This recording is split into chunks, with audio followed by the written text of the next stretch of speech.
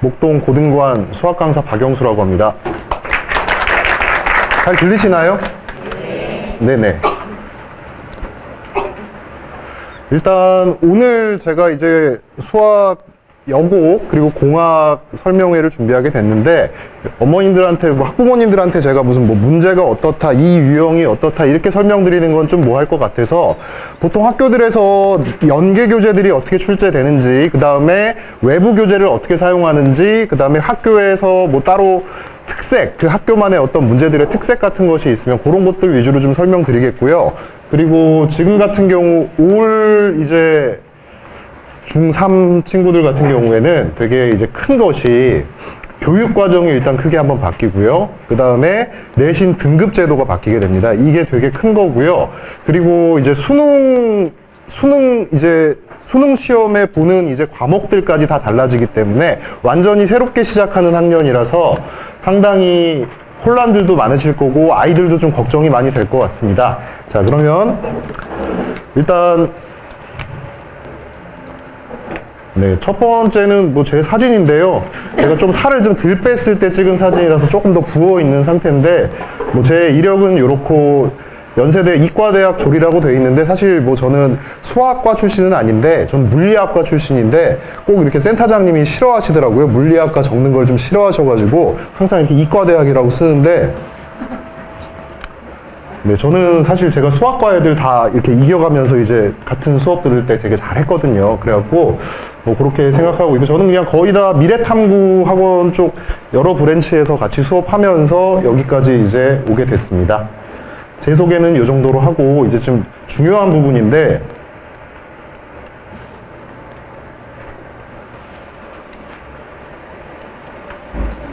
됐습니다. 네, 이게 가장 어떻게 보면은 사실 학교 선택보다도 더 중요한 것이 이제 개정교육 과정이 어떻게 바뀌는지, 이제 이런 것들이 좀 중요하다고 하실 수 있는데, 일단 왼쪽에 있는 거는 2015 개정교육 과정이고, 지금 고1 학생들이 이제 끝까지 가져가는 그런 교육 과정이 되겠고요.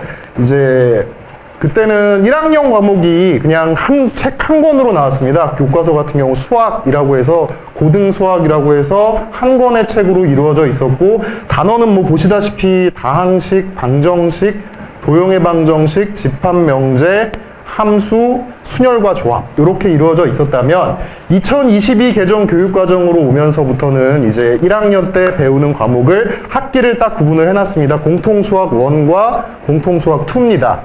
자, 그래서 단원 같은 경우에는 보시다시피 공통수학 1의 처음 두 개의 단원은 다항식과 방정식, 부등식이기 때문에 차이가 없습니다. 완전히 똑같고요. 따라서 이번 이제 중3 친구들 이제 학교 들어가서 첫 시험 보는 그런 과목에 대해서 그 단위의 범위에 대해서는 거의 똑같을 거라고 보시면 됩니다. 그냥 일반적으로는 다항식부터 시작해갖고 2차 방정식과 2차 함수까지가 보통 중간고사 범위가 되겠고요. 보통 저쪽에서는 그럼 이제 부등식부터 쭉 시작해갖고 이제 도형의 방정식까지가 원래 기말고사 범위입니다. 근데 이제 여기 이제 다크호스들이 생겼는데, 저 원래는 수학에서 맨 밑에 있던 순열과 조합이 바로 경우의 수 단원인데 단원명을 좀 바꿨고요. 내용은 동일합니다. 경우의 수가 요 앞으로 들어왔고, 그 다음에 요 빨간 글씨로 써 있는 행렬, 아시는 분들은 다 30대 이상이고요. 모르시는 분들은 다 이제 20대 이하는 잘 모릅니다. 이걸 세대를 가릴 수가 있어요. 여기 보시다시피 2009 교육과정 개정 때 그때 사라지고 나서 이번에 다시 들어왔습니다. 그리고 지금 우리 중3 친구들 같은 경우 또 이제 세대를 가릴 수 있는 행렬을 아냐 모르냐로 또 세대가 한번 갈라지게 되는 겁니다. 자, 이렇게 돼서 들어가게 돼 있는데, 혹시 행렬 배우셨던 분들은 아마 조금 기억하실 수도 있는데, 수학 강사들은 행렬이 들어온다고 했을 때 상당히 걱정을 많이 했어요. 예전에 수능에서 행렬 파트에서 킬러 문제들이 되게 많이 나왔어요. 예전에 수능은 지금의 수능에 비하면 상당히 쉬운 편이었는데, 그때 대비해서도 상당히 어려운 문제들이 행렬에서 많이 나왔었습니다. 자, 근데 지금 행렬 여기 빨간색으로 쳐 있고 이렇게 표현을 해놨지만은, 지금 이 행렬은 사실 반쪽짜리입니다. 교육과정의 부담을 줄이겠다고 역행렬 부분을 다 날려버렸어요. 자, 그래서 행렬이 반쪽짜리가 돼서 그냥 행렬에 대해서는 아주 기본적인 연산밖에 하지 않습니다. 그래서 행렬에 대한 부담은 그렇게 크지 않을 것이고, 따라서 어차피 우리가 1학기 때 보는 시험에서는 똑같은 중간고사 과정과 그 다음에 똑같은 기말고사 과정이 아니라 이제 이쪽에 있는 파트들은 약간 좀 요 경우의 수와 행렬을 합쳐도 요 부등식 한 단원하고 좀 비슷한 정도, 그 정도의 분량을 가지고 있을 겁니다. 자, 그렇게 진행이 되고요. 그 다음에 공통수학 2 같은 경우는 이제 2학기에 수강하는 과목이 될 것이고요. 이제 도형의 방정식, 집합과 명제, 함수의 그래프 순서상으로는 똑같이 배치가 되어 있는데, 도형의 방정식 아이들이 상당히 어려워하고요. 그 다음에 집합과 명제 그에 버금가게 어려워합니다. 그리고 함수와 그래프 마찬가지입니다. 2학기 쪽에 아이들이 상당히 까다로워하는 과목들이 싹 다 몰려 있습니다. 얘네들이 다 몰려 있는데, 여기 뭐 빨간색으로 외분 삭제라고 되어 있는데 아주 그냥 세세한 거 하나가 빠졌습니다. 내분, 외분이라는 것에서 외분이라는 그 개념 하나를 빼먹었습니다. 자, 그렇게 진행이 되고요. 지금 보시다시피 예전에는 책이 한 권이었을 때는 어떤 학교들은 약간 커리큘럼 바꿔서 1단원부터 쭉 나가지 않고 한 명의 선생님은 다항식부터 나가고 한 명의 선생님은 집합과 명제부터 나가서 중간고사를 뭐 다항식에서 방정식까지랑 집합까지 같이 이렇게 보는 학교들이 있었습니다. 근데 이제는 색이 나눠졌어요. 아마도 이제 그렇게 하기가 조금 쉽진 않을 거예요. 아예 이제 그러니까 교육학적으로 하나의 책을 볼 때랑 이제 2권의 책으로 나눠져 있기 때문에 1학기로 땡겨오는 것이 조금 힘들 수는 있습니다. 물론 뭐 자사고 같은 경우는 그렇게 할 수도 있고요. 일반적인 사립고들이나 아니면은 공립고등학교에서는 아마도 공통수학 1과 공통수학 2의 커리를 처음엔 아마 그대로 챙길 거라고 생각하고 있습니다. 네. 뭐 또 다른 거 드리고 싶은 말씀은 일단 아이들이 첫 시험 같은 경우에는 다항식부터 2차 방정식, 2차 함수까지라고 보통 말씀드렸는데, 이 부분이 중학교 때 다 그대로 배웠던 내용들을 더 심화해서 배우는 것인데, 이제 여기서 친구들이 처음에 방심을 할 수가 있어요. 친구들이 내가 다 했던 거야 어차피. 저 식 전개하고 인수분해하고 곱셈 정리하는 거 다 할 수 있어. 되게 또 자신있게, 그리고 학원에서 배울 때도 뭐 이제 다들 느껴보셨겠지만, 아이들도 다 느껴봤겠지만은 실제로 같은 개념을 갖고 있어도 유형이 한 100배 차이가 납니다. 그러니까 교재가, 유형 교재 같은 거 제대로 된 교재를 보려면은 페이지 두께가 벌써 중학교 교재들의 한 3-4배씩 늘어나고요. 문제 수도 상당히 많아지고요. 그렇게 진행이 된다는 거 일단 말씀드리겠습니다. 자, 그리고 지금은 좀 멀어 보이는 얘기일 것 같긴 하지만 상당히 중요한 부분이라서 추가를 했습니다. 자, 2학년 이후로 배우게 되는 이제 커리큘럼인데요. 그 전에 2015 개정교육과정 이제 현행으로 진행하는 교육과정에서는 수학원, 수학2, 확률과 통계, 미적분까지가 일반 선택으로 결정이 되어 있었습니다. 일반 선택은 이제 일반 선택하고 저 밑에 이제 진로 선택이라고 돼 있고 기하라고 돼 있는데, 저 둘의 차이는 상대평가를 하냐 절대평가를 하냐 차이가 될 수도 있고요. 그 다음에 뭐 진로 선택 같은 경우는 특히나 절대평가를 하더라도 3등급 단위로밖에 평가를 하지 않습니다. 자, 그랬고, 그리고 저기 있는 저 위에 있는 저 4과목, 저 왼쪽에 있는 2015 개정교육과정에서는 수학 1과 수학 2와 요것이 이제 공통과목으로 수능에 들어가고, 그 다음에 확률과 통계, 미적분, 기하를 선택과목으로 해서 30문제짜리 시험을 봤었던 그런 유형입니다. 자, 근데 이번에 이제 2022 개정교육과정으로 오면서 자, 크게 바뀌는 점은 딱히 없어요. 교육과정상으로 뭐 더하거나 빼진 것들이 몇 가지 있을 뿐이지 큰 차이는 없습니다. 근데 너무너무 중요한 것이 바로 요 미적분 2입니다. 이 미적분 2 같은 경우가 바로 저 미적분, 아이들이 이과 수능의 거의 끝판왕이라고 할 수 있는 파트인데요. 이 파트가 사상 최초로 수능 과목에서 배제가 됐습니다. 그리고 진로 선택으로 바뀌었습니다. 그러면 내신에서도 아이들이 아무래도 신경을 덜 쓰겠죠. 자, 그래서 아마도 많은 이공계 대학 교수들이 상당히 반발할 거라고 느껴집니다. 예전에 한 번도 문과에서 미분 적분을 아예 빼버려서 상당히 반발해서 다시 들어왔던 기억이 있는데, 이거 같은 경우도 사실은 약간 그런 느낌이 살짝 가지고 있습니다. 그래서 아마 상위권 대학들 같은 경우나 뭐 의대 같은 경우는 꼭 필수 수강으로 아마 지정해 줄 수도 있을 것 같아요. 근데 그 자세한 얘기는 아마 나중에 소장님하고 한번 말씀하시면 될 거고요. 자, 그래서 일단은 중요한 것이, 지금 우리 친구들, 중3 친구들 입장에서는 중요한 것이, 예전 같으면은 중등 학원에서부터 쭉 선행을 해온 친구들이, 어떤 친구들은 뭐 고등수학 공통 수학 1, 2 정도 쭉 선행을 한 친구들이 있을 거고, 어떤 친구들은 이제 대수하고 미적분 1까지 아니면 뭐 확률과 통계까지 이렇게 본 친구들이 예전 같았으면은 이제 미적분을 할 차례입니다, 원래는. 근데 이제는 하지 않아요. 그러니까 미적분은 일단 보류입니다, 지금 현상계에서는. 일단 수능 과목도 아니고 그 다음에 내신도 절대평가 과목이 돼버렸기 때문에 위상이 상당히 줄었습니다. 물론 수학 강사 입장에서는 상당히 아쉬워요, 이게 상당히 아쉽고 상당히 제일 재밌는 파트인데, 물론 친구들은 상당히 싫어합니다. 그리고 이 세 단원으로밖에 안 이루어져 있지만 이 미적분 1의 한 2배 분량의 그런 양을 가지고 있습니다. 자, 그렇게 돼 있고, 일단 그리고 확률과 통계 같은 경우 또 위상이 달라진 게 수능 공통 과목으로 들어가면서, 예전 같은 경우는 확률과 통계는 이과 학생들이 하지 않았어요. 수능에 안 나오니까. 내신 때 잠깐 공부하고 시험 보는 정도로 내신 챙기는 친구들 위주로 공부를 했었는데, 이제 이게 수능 과목에다가 당연히 기본적으로 항상 배워야 되는 3대장 과목이 되었습니다. 그래서 3대장 과목이 되어서 확률과 통계가 상당히 중요한데, 여기서는 사실 좀 이게 의미가 있어요. 그래서 원순열 삭제, 아마 뭐 기억나시는 분들 많이 안 계실 텐데 원형으로 안 친다는 얘기인데, 이것도 우리나라 교육과정 생기고 나서 처음으로 삭제된 겁니다. 상당히 충격적이었어요, 저 같은 수학 강사는. 그 다음에 통계에서는 모비율 추가, 요거는 뭐 이렇게 그닥 크리티컬하진 않습니다. 걱정스러운 눈빛으로 쳐다보시지 않으셔도 되고요. 그 다음에 밑에 있는 뭐 미적분과 기하는, 미적분 2와 기하 같은 경우는 아직은 친구들이 뭐 내가 너무 나는 이제 알고 싶어, 수학이 너무 좋아, 그런 친구들이 아닌 이상은 굳이 지금은 일단은 보류하는 것이 좋다고 생각하겠습니다. 자, 그렇게 진행이 되고요. 자, 그 다음에 지금 제가 따로 슬라이드에 정리를 안 해놔가지고 요거는 그냥 말씀을 드리겠습니다. 바뀌는 내신 5등급제에 대해서 좀 설명을 나중에 소장님이 정확하게 해주실 건데, 수학 강사 입장에서도 이게 상당히 크거든요. 수학 같은 경우에 예를 들어서 전교생이 100명이라고 쳐보겠습니다. 그럼 현행 같은 경우는 지금 고1, 2, 3 친구들은 1등급이 나오려면 4% 안에 들어야 돼요. 그럼 100명 중에 4%면은 4등이잖아요. 4등까지가 예를 들어서 1등급을 받았다고 치겠습니다. 그 다음에 2등급 컷으로 넘어가게 되면 이제 11%로 내려오게 됩니다. 이제 그렇게 돼버리니까 고 1, 2등급 그 사이에 있는 친구들, 예를 들어서 내가 전교 5등, 6등, 7등 정도 하는 애들이랑 2등, 3등 하는 애들이 막 싸운단 말이죠. 이제 그것이 이번에 바뀌는 내신 5등급제로 인해서 1등급이 10%까지 내려왔습니다.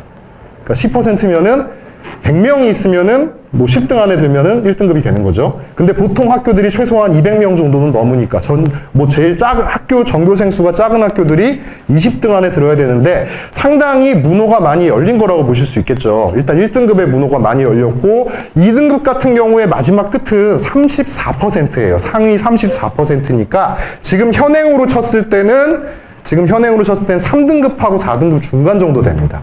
그러니까 거기까지가 2등급이에요. 자, 그래서 지금 수학 강사 입장에서는 사실 아이들 입장에서는 상당히 좋은 거고요. 어쨌든 뭐 내가 1등급을 받을 수 있는 확률이 그만큼 더 높아지는 거고, 일단 어쨌든 1등급이잖아요. 그리고 표준 편차도 작성하지 않습니다, 이제. 그러니까 표준 편차가 작성된다는 건 얼마나 편차 큰 문제, 얼마나 좀 이상한 문제를 냈는지 그런 걸 확인하기 위해 있는 건데, 그런 것도 이제 생기부에 다 빠져버립니다. 자, 그렇게 정리가 될 수 있고, 자, 그래서 일단 되게 중요해지는 것이 전교생 수, 제가 앞으로 이제 소개드릴 학교들에 대해서 전교생 수에서 우리 아이가 몇 등을 해야지 1등급을 받을 수 있나. 이제 그런 것들이 좀 중요하다고 생각하실 수 있겠습니다. 그리고 사실 2등급이 상당히 그러니까 좀 슬퍼졌어요. 2등급이면은 뭐 예를 들면은 이제 10% 바로 밑에 있는 애들, 뭐 예를 들면 내가 12등인데 나는 2등급 맨 처음이고, 어떤 애들은 저 한 40등 되는데 2등급이고 같은 등급이 돼버리니까 이 범위가 너무 커졌기 때문에 2등급은 반드시 피해야 된다. 그러니까 1등급을 목표로 공부를 하려면은 당연히 또 그만큼의 싸움이 있어야겠죠.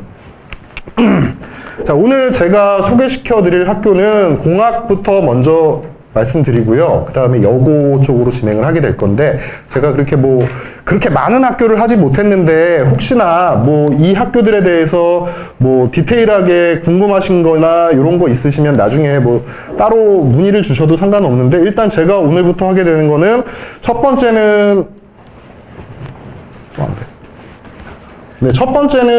관학고입니다.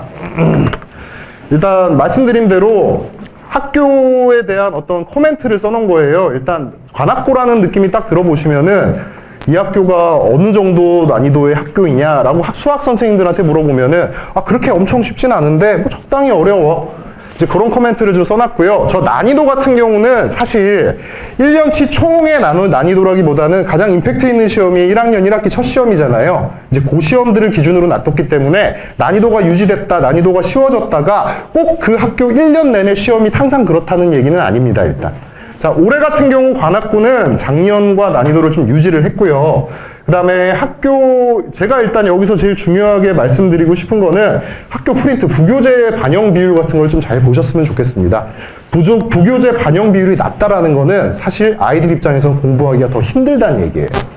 봐야 될 게 많아지니까. 부교재 반영 비율이 높으면은 부교재 위주로 공부를 하고, 교과서 부교재 위주로 공부하고 그 외에 나머지 것들을 따로 채워줘야 되는데 부교재 반영 비율이 그렇게 높은 편은 아닙니다. 그리고 모의고사 베이스 문제, 근데 앞으로도 계속 얘기할 거예요. 이제 고등학교 수학 내신 같은 경우 1학년 같은 경우에는 거의 대부분이 학평 모의고사 변형 문제를 많이 냅니다.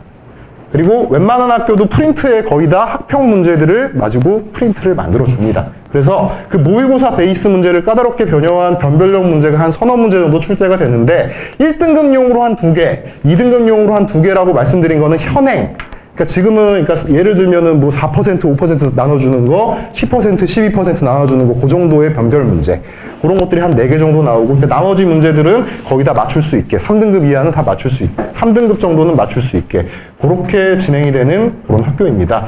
일단 앞으로도 계속 나오겠지만은 요새 트렌드는 예전 같은 경우는 고등학교 1학년 시험 문제에 뭐 기상천외한 문제들도 많이 나왔어요. 자체 제작 문제도 있고 어떤 학교들은 막 일본 경시대회 문제도 갖고 오고, 왜냐면 다항식 파트랑 방정식 파트는 워낙에 범위가 넓은 파트라서 어떤 문제를 갖고 와도 일단 아이들이 건드릴 수는 있거든요.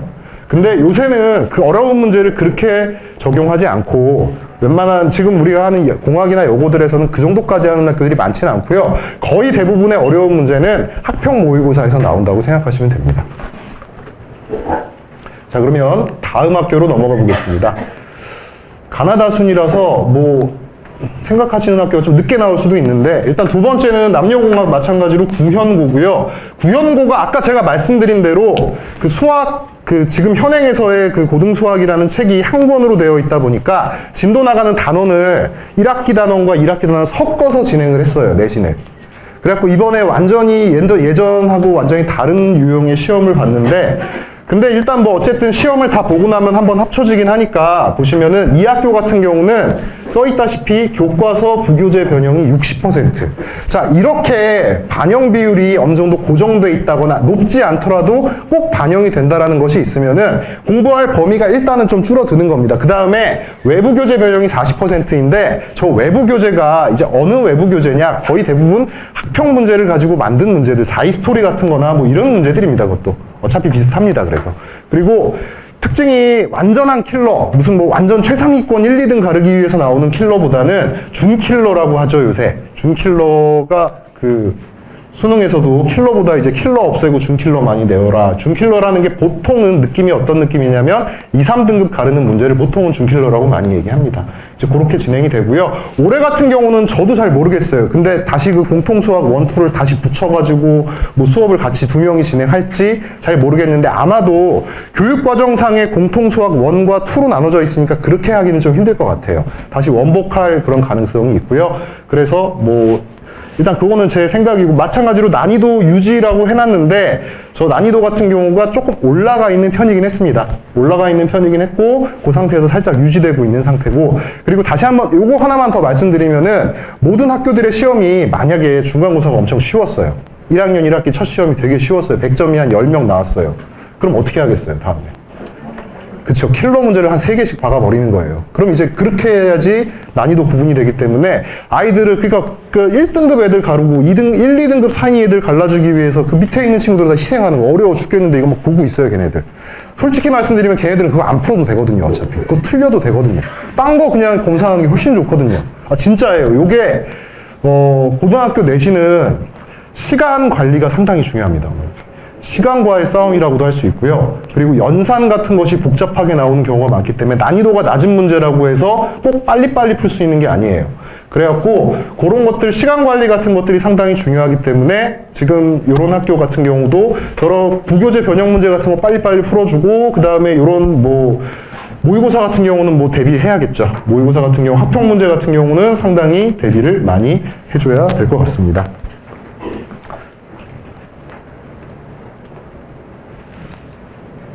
네, 다음 학교는 신목고등학교입니다.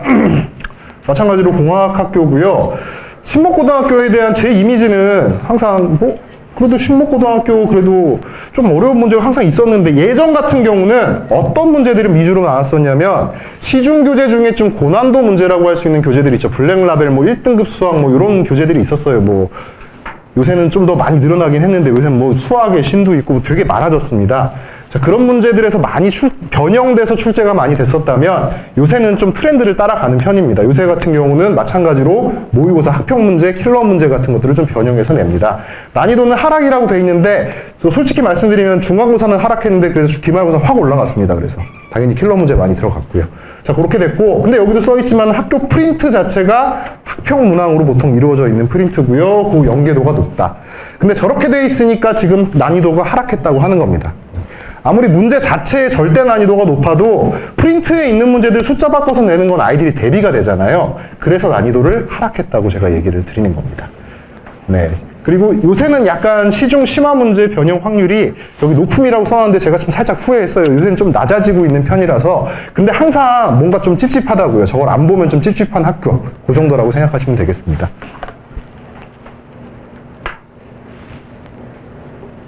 네, 다음 학교는 대감고고요. 아까 말씀드렸다시피 예전에는 신목고를 생각하면은 심한 문제 막 변형도 많이 되고 좀 어렵다라고 생각했다면 조금 예전만 해도 대감고 그러면 그래도 이 동네에선 참 좀 쉬운 학교였는데 라는 인식이 강했거든요. 근데 이제 거의 다 비슷해지고 있는 것 같아요. 요새는 다 학평 문제들이 많이 나오니까 마찬가지로 점점 올라가는 난이도라고 해줬는데 그러니까 마찬가지입니다, 어머니. 부교재에서 많이 나오긴 해요. 부교재에서 많이 나오긴 하는데 변형의 양이 어느 정도냐가 상당히 중요합니다. 그러니까 그대로 그냥 몇 개 숫자만 바꿔주는 경우는 체감 난이도가 쉬워지는 거고요. 근데 똑같은 문제의 틀에서 완전히 다른 문제를 만들어 버릴 수 있거든요. 그럼 아이들은 낚이는 거거든요. 저거 부교재에 있던 문제인데 못 풀겠어. 그러니까 애들이 분하니까 계속 잡고 있겠죠. 그럼 뒤에 있는 쉬운 문제 다 놓치겠죠. 그죠? 그러면서 이제 틀리는 경우들도 상당히 많아지고요. 마찬가지로 교과서 부교재 비중이 60% 정도, 이거는 이제 중간고사 기준이고요. 학평 변형 문항 40%. 학평 변형 문항은 이번 같은 경우에는 그렇게 많이 변형하진 않았습니다. 그렇게 엄청 어렵게 변형하진 않았으니까 뭐 그렇게 크게 난이도가 이렇게 엄청 올라갔다라고 볼 수는 없을 것 같습니다. 자, 이 학교도 그러니까 교과서와 부교재 비중이 있으니까 공부할 범위가 있는 거죠. 이런 학교들이 좋습니다. 자, 다음 같은 경우는 좀 사실 학생들이 있으면 상당히 좋아할 만한 학교입니다. 금옥여고인데 일단 저희들 입장에서는 좀 그렇습니다. 약간 좀 과장해서 얘기를 하면 그냥 중학교 때처럼 공부해도 그냥 점수 좀 나와. 요 정도? 그러니까 물론 저기도 모의고사 변형 문제가 나오긴 하는데 그것이 학교 프린트 비율 반영 소폭 상승이라고 했는데 사실 별 의미가 없습니다. 학교 프린트에 있는 문제들 중에서 그냥 쉬운 문제들이기 때문에 변별력이 별로 없어요, 어차피. 그러니까 거기 있는 문제든 교과서에 있는 문제든 센에 있는 문제든 다 비슷하기 때문에 크게 없는데 그래도 객관식 뒤쪽하고 이제 서답형 같은 경우에는 조금씩 이제 어려워지는 유형들이 있으니까 그런 것들 조금 생각하시면 되는데, 그러니까 일단 보통 공부할 때 물론 학교반 같은 데 들어가게 되면은 저 학교에 맞게 딱 이렇게 크게 프린트도 해주고 나오겠지만은 실상은 센 B단계에서 RPM 정도, 그리고 이제 좀 심화 문제 같은 경우는 이제 학평 문제 같은 거 그래도 4점짜리 문제들은 좀 정리해서 한번 풀어보는 게 좋고 그런 식이고, 그리고 이 학교 같은 경우는 이제 서술형이 이제 2문항 있는데 점수는 15점 정도 들어가 있는데 제가 사실 이 말씀을 드리려고 했는데 앞에 학교를 좀 깜빡하고 넘어갔거든요. 잠깐 돌아갈까요? 잠깐만. 이게 사실 좀 중요한 거거든요. 네.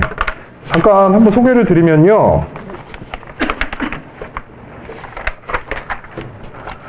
네. 관악고 같은 경우는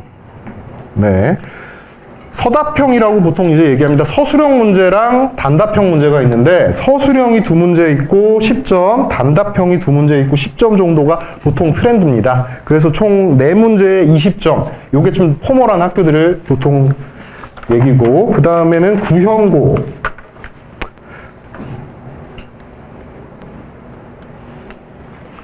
네, 구형고 같은 경우는 서술형만 6문제가 있고요. 총 점수가 35점입니다. 그러니까 서술형이 많으면은 아무래도 이제 이렇게 서술형이 많고 이렇게 되면은 그냥 아이들이 뭐 검산할 시간이 없어요. 그냥 그 서술형 답지에다 그냥 문제를 풀어버려야 됩니다. 그리고 최대한 자세하게 풀이 과정 쓰면서 하는 연습도 좀 해야 되고, 그러니까 서술형 준비는 좀 해야 되는 학교죠, 그러니까.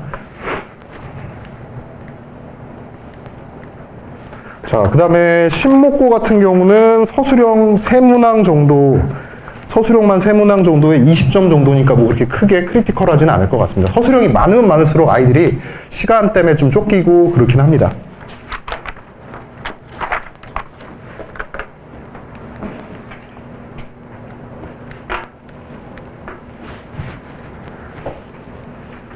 자, 그 다음에 대감고 같은 경우도 마찬가지로 서술형 5문항 정도에 35점 이렇게 진행이 되고 있습니다.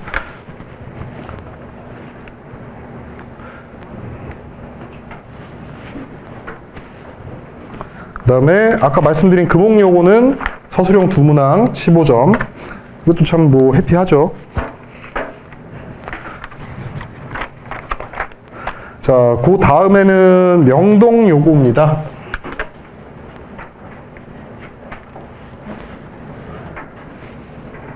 네, 명동여고 같은 경우는 이제 부교재가 중요하다고, 이게 그러니까 이미지예요. 이제 선생님들한테 이제 갖고 있는 이미지. 부교재에서 많이 출제가 된다. 근데 부교재가 어머니들 올림포스 고난도라는 교재가 아니고요. 올림포스 유형편이라는 교재인데 제가 잘못 썼고요. 올림포스 유형편의 고난도 문제만 모아놓은 그냥 뒤에 한 4문제 정도 어려운 거 모아놓은 거. 그거 변형을 많이 하기 때문에 거기서 어려운 문제가 좀 나오니까 그 문제들이 거의 이제 이 학교에서 제일 어려운 문제들이고 그 외의 문항은 좀 쉬운 편. 여기도 마찬가지로니까 쉬운 문제들은 어차피 그냥 일반적으로 공부하면 충분히 커버할 수 있는데 이제 어려운 문제들이 어디서 나오는지가 좀 정해져 있는 학교니까 그런 쪽은 좀 학생들 입장에서는 그래도 편하겠죠. 자, 이 학교 같은 경우는 서술형이 8문항인데 그 중에 단답이 6개, 그 다음에 서술형이 2개입니다. 근데 이것도 조금 안 좋을 수 있어요. 단답형 같은 경우는 서술형이 많으면은 내가 답이 틀렸더라도 풀이 과정이 좀 있으면 거기서 부분 점수를 받을 수 있는데 이게 주관식에 단답형이 많다는 게 또 어떻게 보면 양날의 검인 게 답만 틀리면 그냥 무조건 틀려버리니까. 근데 또 배점은 높거든요. 객관식보다. 이제 그런 것들이 있습니다. 그 다음에 다음 학교는 네, 목동고입니다. 네. 제가 여기 목동 학원가에 처음 왔을 때 이제 목동고 친구들을 봤는데 그때 그 친구가 그래서 그랬는지 참 이런 이미지가 있어요. 목동고는 좀 수학 잘하는 학교다. 얘가 보니까 등급이 3등급밖에 안 되는데 이렇게 열심히 하고 잘해? 이 생각이 처음에 들었거든요. 네, 수학 잘하는 학교라는 이미지가 있고요. 그 다음에 난이도는 하락이라고 돼 있는데 뭐 이것도 마찬가지입니다. 중간고사, 기말고사 같이 따지게 되면 사실 뭐 크게 큰 의미는 별로 없다고 봅니다. 근데 아무래도 첫 시험이 쉬운 게 아이들 입장에서는 기분은 좋겠죠. 변별력 문제는 학교 프린트 변형 문제 마찬가지입니다. 학교 프린트 많이 보시면 되는데 학교 프린트도 마찬가지로 학평 변형입니다. 학평 변형 문제들 위주로 프린트 작성하고 그 다음에 학평 킬러 변형 문제 저걸로 변별력 가르는데 거의 이제 그러니까 완전 기본적인 문제들은 그냥 교과서 수준 문제들이 앞에 몇 개 깔리긴 하는데 거의 이제 변별력 문제들은 학교 프린트에 어려운 문제들이 잔뜩 있는데 그 문제들을 근데 풀어야 되는데 여기 이 학교는 너무 많아요, 분량이. 그 풀어야 되는 분량이 좀 많습니다. 그것이 조금 이제 뭐 아이들 입장에서 힘들 수 있겠죠. 그러니까 이걸 한 문제 푸는데도 애들이 스트레스 엄청 많이 받는데 이제 그게 문제들이 너무 많으니까 그것 때문에 조금 힘들 수 있습니다. 이 학교 같은 경우는 이제 지필고사를 60점 만점으로 운영하고 그러니까 애들이 다 맞으면 60점이에요. 그렇게 됐을 때 이제 단답 서술형 단답형으로만 4문항에서 5문항 정도 나오고요. 점수 합은 20점 정도 됩니다. 그러니까 3분의 1 정도가 단답형 문제로 돼 있으니까 아까 말씀드린 대로 단답형의 단점이 조금 있겠죠. 그러니까 계산 과정이 맞아도 답만 틀리면 다 틀려버리니까 실수를 주의해야 하는 학교입니다. 객관식이 좋은 것이 객관식 내가 잘못 풀었을 때 보기에 없으면 다시 풀어보거든요, 애들이. 근데 주관식 단답형이면은 내가 풀었는데 그냥 써야죠. 이제 그러면서 아이들이 틀리는 경우가 많으니까요.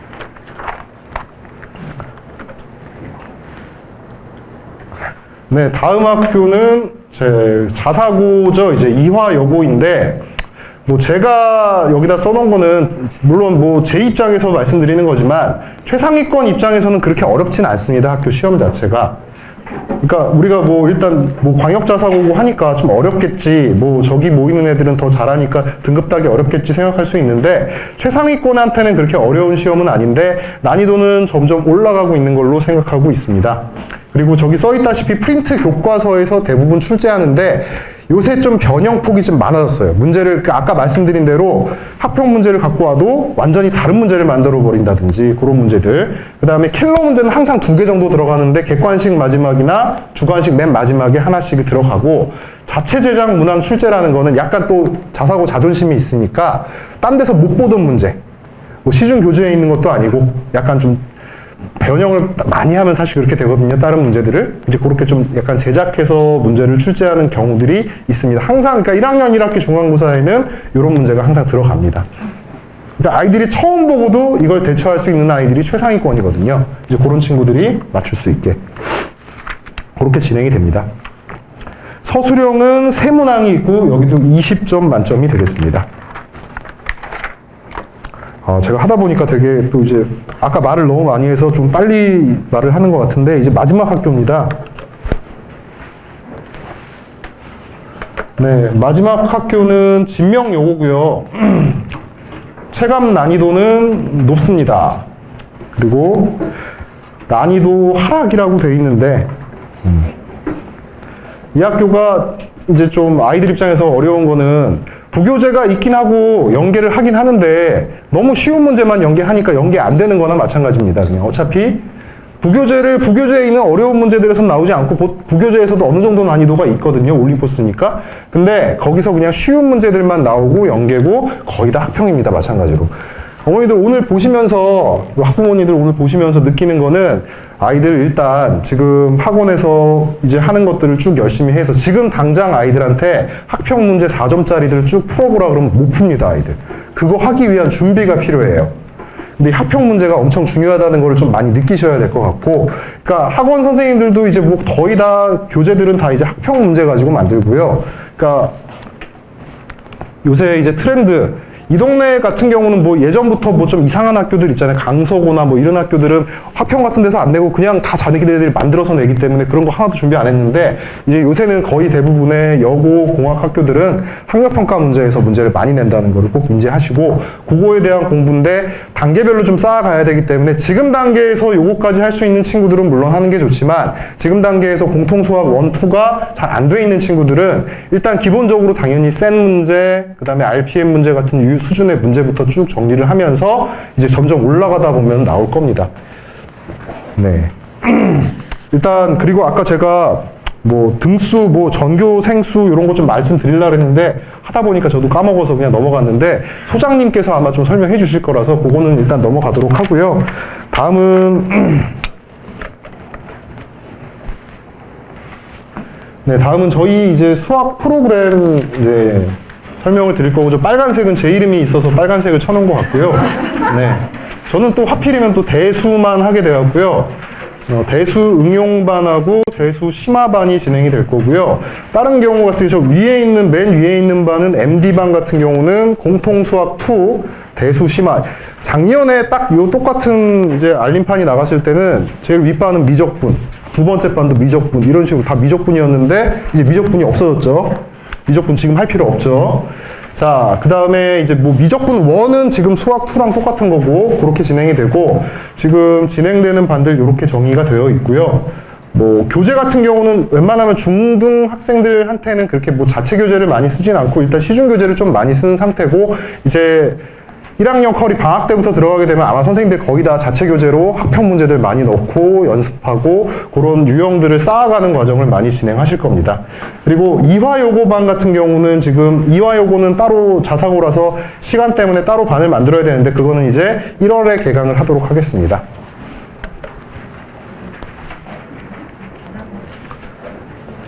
네, 이거는 제 수업 특징이라서 제 광고를 하는 건데요.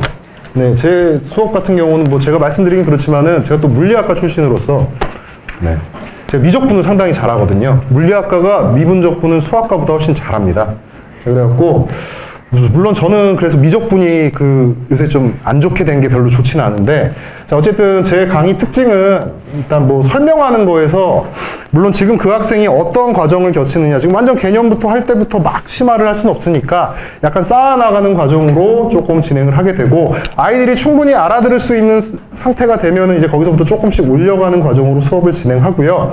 특징 또 하나는 문제풀이를 좀 여러 가지 방법으로, 한 가지만 풀지 않고 여러 가지 방법. 근데 여러 가지 방법에는 이제 심화 스킬이라는 것이 조금 들어갈 수 있는데, 이제 그런 것들 위주로 진행을 하고, 자, 그 다음에 뭐 고난도 문항 내성 강화라는 거는 사실 어려운 문제를 그냥 무작정 많이 풀린다는 게 아니라, 어려운 문제가 하나 있으면 좀 잘라보는 거예요, 문제를. 그러니까 여기까지는 너희들이 뭘 할 수 있어야 되고, 그 다음 단계에서 뭘 한 3단계까지 이루어지는 문제들도 있으니까, 이제 그런 것들을 좀, 요 문제 한번 풀어보고, 2개 합쳐진 거 한번 풀어보고, 3개 합쳐진 거 한번 풀어보고, 요런 식으로 이제 진행을 한다는 거고, 수업 같은 경우는 필수 클리닉, 그 다음에 그때 이제 제가 직접 클리닉 하는 거, 그 광고를 하겠습니다.